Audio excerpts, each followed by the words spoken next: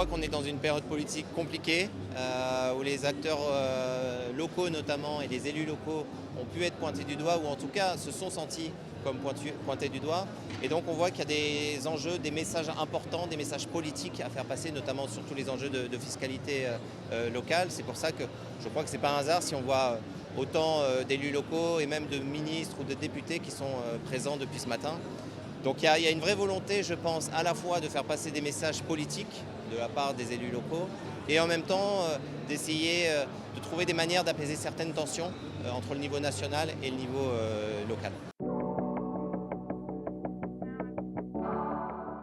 Alors l'Institut Terram, c'est un nouveau think tank dédié à l'étude des territoires. C'est un think tank qui est pluridisciplinaire, c'est-à-dire qu'on peut parler de mobilité, de jeunesse, d'intelligence artificielle, de services publics, mais on le fait à chaque fois à travers le prisme des territoires. Donc c'est ce on existe depuis avril 2024, on sort un rapport par mois, avec également un podcast qui s'intitule Le son des territoires. Et l'objectif, c'est vraiment de contribuer au pluralisme des idées, d'alimenter le débat public en partant du micro, du local, pour justement mettre en avant des recommandations, des pistes de réflexion et alimenter nos décideurs, notamment à l'échelle nationale. On a voulu sortir cette étude sur les ruraux face aux déchets sauvages, parce que c'est vrai que c'est un sujet qui maintenant, depuis plusieurs années, monte dans le débat public. Et d'ailleurs, on peut s'en réjouir de voir que de plus en plus de politiques, de journalistes, que les éco-organismes aussi se saisissent de toutes ces problématiques-là.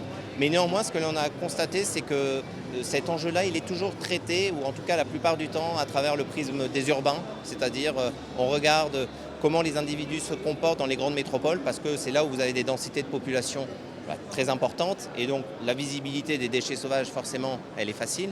Alors que dans le monde urbain, alors que dans la ruralité, vous avez des densités de population beaucoup moins importantes, avec des territoires qui sont vastes, et donc vous pouvez avoir le sentiment, effectivement, que cette problématique des déchets sauvages ne concerne pas ce monde-là. C'est ce qu'on a voulu mesurer à travers cette enquête, et je dirais qu'il y a 3 enseignements principaux qui en ressortent.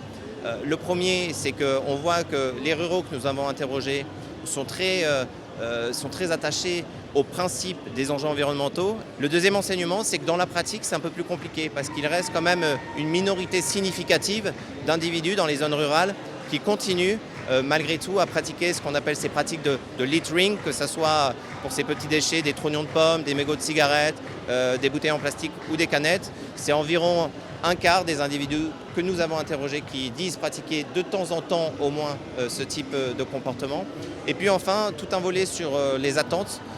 3 attentes principales. La première, avoir plus d'infrastructures. Deuxième chose, c'est une volonté d'avoir une responsabilisation individuelle plus forte, et quand ça ne marche pas, d'avoir des sanctions qui soient appliquées, des sanctions où effectivement, quand vous avez des incivilités, vous identifiez les individus et vous leur faites payer financièrement effectivement leur acte. Et puis, dernière demande, une sensibilisation accrue, notamment dès le plus jeune âge, à travers des programmes scolaires qui vraiment traitent de ces questions environnementales, et plus spécifiquement, au-delà du théorique, aller sur le concret, aller sur le quotidien, sur la réalité de ces gens.